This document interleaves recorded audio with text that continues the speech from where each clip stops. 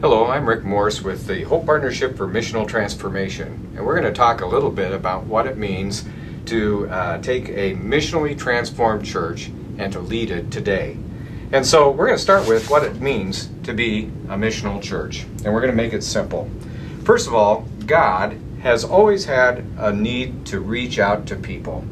Ever since the beginning of time, God has been working at trying to reach people and to tell them that I love you. And God has always had a mission for people, and God's mission existed long before the church. God's mission will exist long after we're gone. Halfway through this time, God understood a need to send Jesus into the world. And so Jesus came into the world and became a source of healing and freedom for us all. Jesus came into the world God was in Christ reconciling the world to himself. And in the end of that, God gave the church the mission of reconciliation as well. And so the church, in its immediate form, began to reach out to Christ's mission. If you think back on the book of Acts, you'll see that Jesus was reaching out to people in a lot of different ways. And in the book of Acts, that the early church was first started to reach out to people. And so people gathered at meal times. People took care of people in their community. They did all kinds of stuff to make a difference in the world in which they were a part of.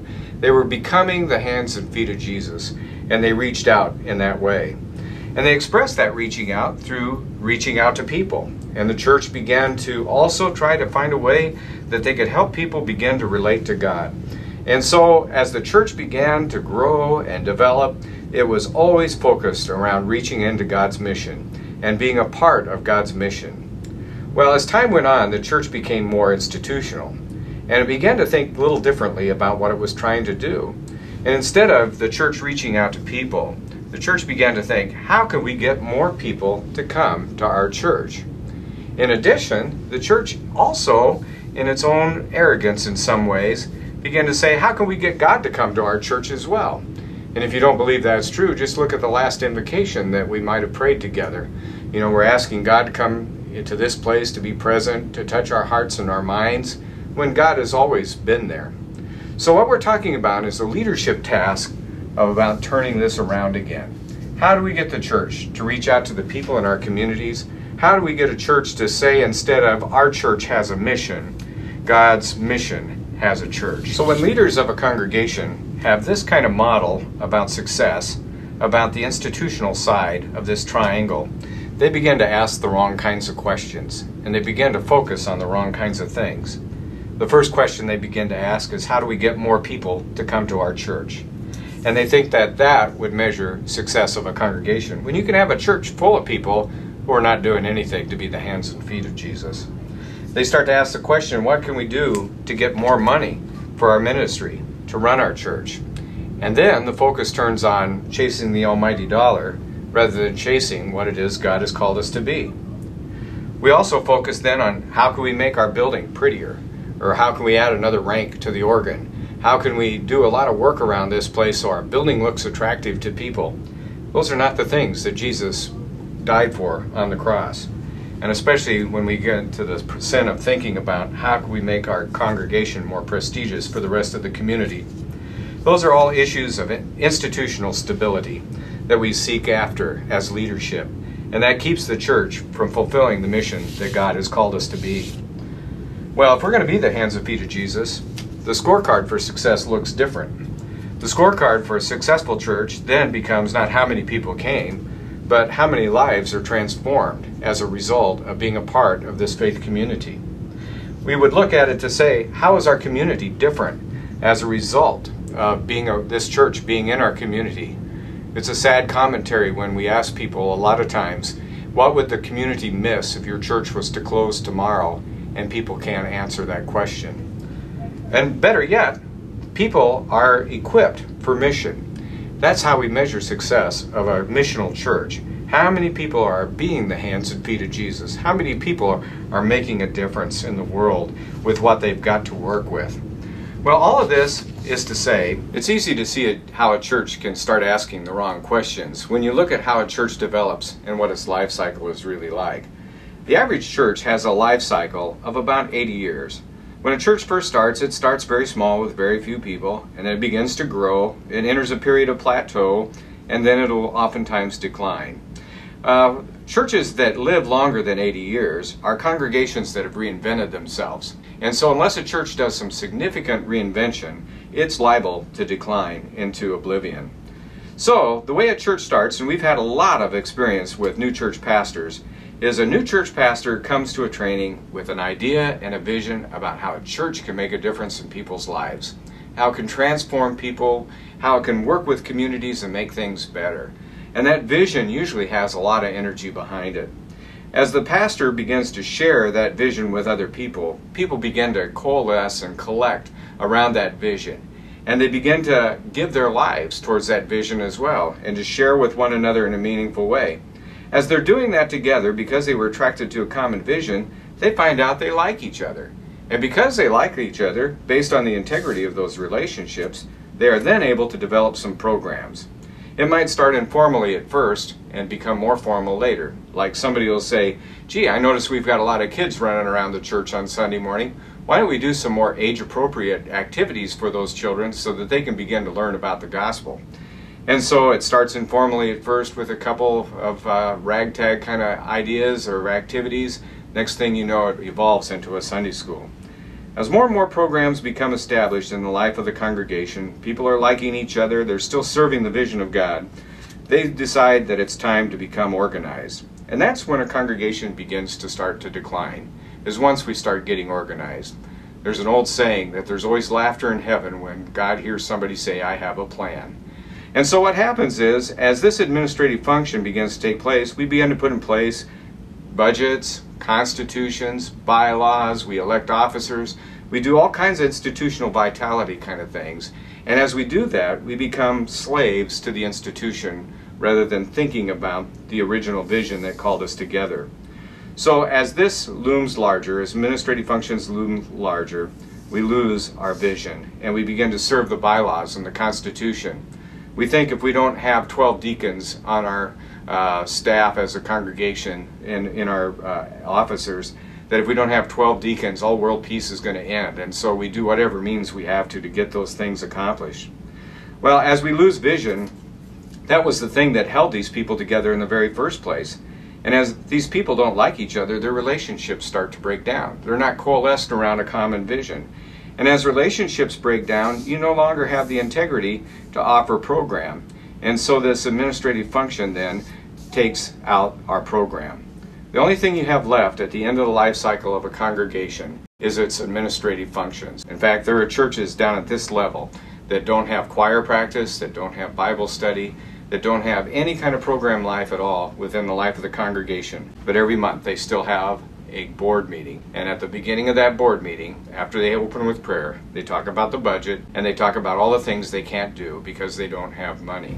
It's fairly predictable to see how churches have gotten into this position. See, when we look at the life cycle of a congregation, we used to think that to transform a church meant to go back to the beginning and reclaim our old vision that we had for a church.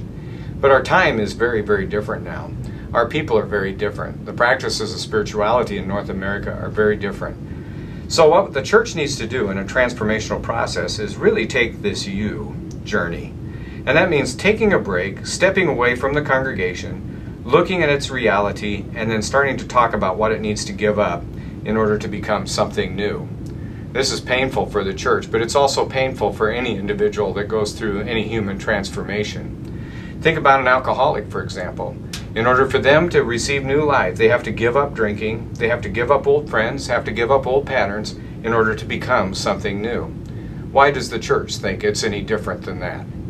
When we look at every story of human transformation throughout the Bible, and there are many of them, they're always of somebody giving something up in order to become something new.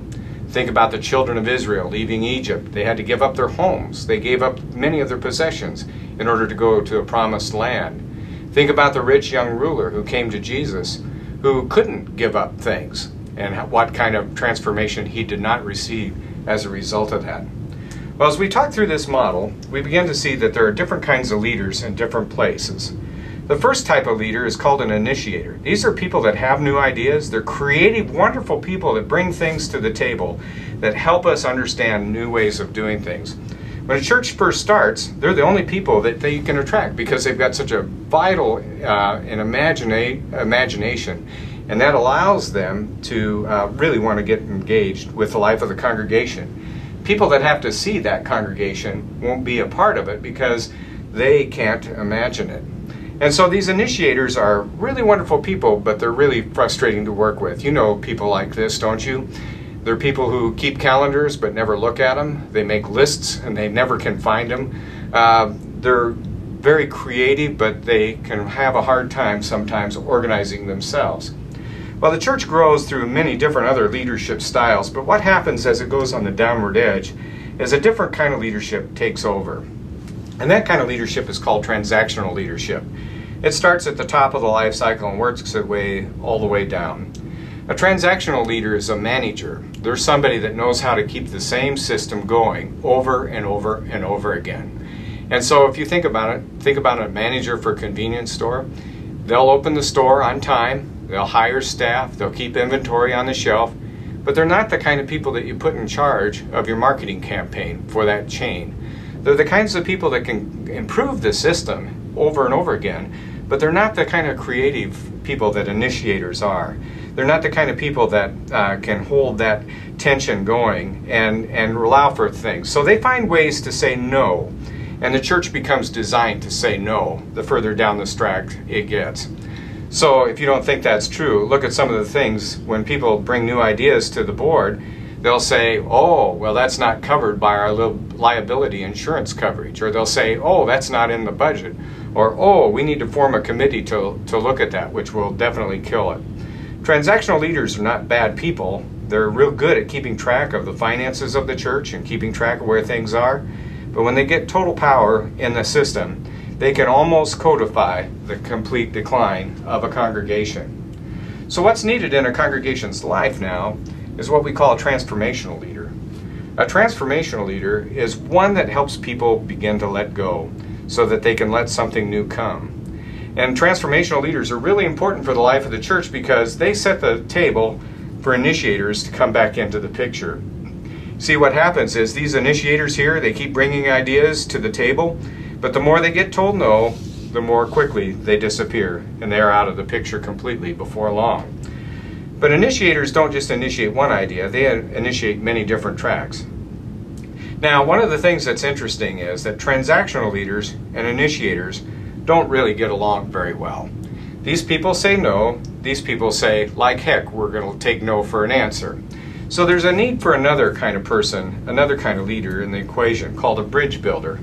And the bridge builder is the person that helps people understand how we can work together to be a balanced leadership team in the life of a church. They'll talk to the transactional leader and they'll say, you know, you said no awfully quickly to that person's new idea. Maybe next time you could let them say 2 sentences before you say no. Or they'll talk to the initiator and they'll say, you know, I know they said no awful quickly, but, you know, really, it won't be very long and they're going to cave and they're going to see the wisdom behind this new idea. We just need to remember that no means not now. Well, you have to have all these leaders in the balance in the life of a congregation. And that's what we help you do with the Hope Partnership, is find that balance in leadership within your congregation. You know, if you don't have transactional leaders and you don't have people counting the beans, your church can get in some real financial trouble very quickly.